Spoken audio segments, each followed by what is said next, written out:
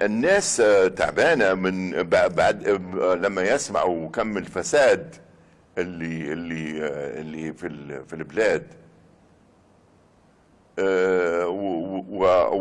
والفاسدين واهدار الثروات، في حين ان بلادهم محتاجه الى تنميه واعاده اعمار. الاقليم بالكامل فرغ من جميع المؤسسات، جميع المؤسسات انقلوا لطرابلس. قريب حتى الواحد يبي يجيب شهاده وفاه عاد يجيبها مغادي، في حين ان نحن عشنا في مدينه كان فيها 5 شركات كبيره وكان فيها آلاف العمال، وكان في بنغازي حوالي 23 شركه طيران عالميه. الان ولا حاجه ولا حياه لمن تنادي، ما فيش الا شركه الخليج والمينا اللي يبوا يتغولوا عليها وينقلوها لمصراتها. يعني كلام ما لا يجعلنا ابدا نشعر اننا شركاء في الوطن. نحن ما كنا نسعى الى ان تكون دوله فيها تنميه بشريه وتنميه ميكانيه وتتكافئ فيها فرص وفيها عداله في توزيع الثروات، لكن اللي اصبح هو ضحك رجال على رجاله. نحن سكوتنا لا يعني الرضا، وطيبتنا لا تعني الهبال. انا اوجه للي يعبثوا بالفساد، اللي توا يعني زايطين في الحرام وتوا يجلبوا في الزقوم، سواء كان في البرلمان ولا كان في الدولة المركزية في طرابلس. هذوما أجسام يجب أن تزال. إذا كان إنكم تبوا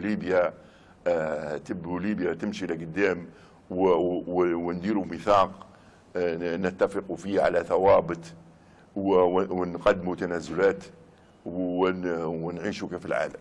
أما قبيته واحد ياكل واحد يفرج، هذه ما فيش، لا في بعثات، لا في مستشفيات، لا في تنمية بشرية للطلبة، لا يعني شنو المعيشة هذه؟ شنو المعيشة؟ يعني نقول لك حاجة 42 سنة متاع معمر، يعني هلكت 10 سنين متاع الثورة هذين متاع 17 فبراير. نحن يا تلتفتوا شعورنا، يا نطالب بالانفصال الرسمي او فك الارتباط، لان المعيشه هيك من حقنا. نحن كنا دوله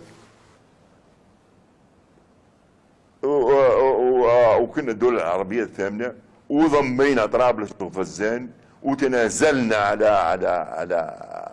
على دولتنا على اساس ان نحن نقدوا اخوه ونعيشوا في وطن واحد. لكن التغول عليها بالشكل هذا، فهمتوا؟ ونقول سيد عبد الحميد بيبه، يا عبد الحميد بيبه راك انت حكيت اني انزلطت. الموضوع راه وصل حده. يعني اتق الله، اتق الله في شعب برقة، خير من يثور عليك وتقعد قصة معفنة.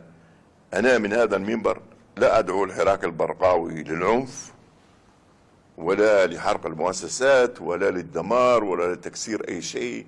أنا أطالب سلميا بحاجة يقولوا لها في القانون الدولي disengagement، يعني فك الارتباط.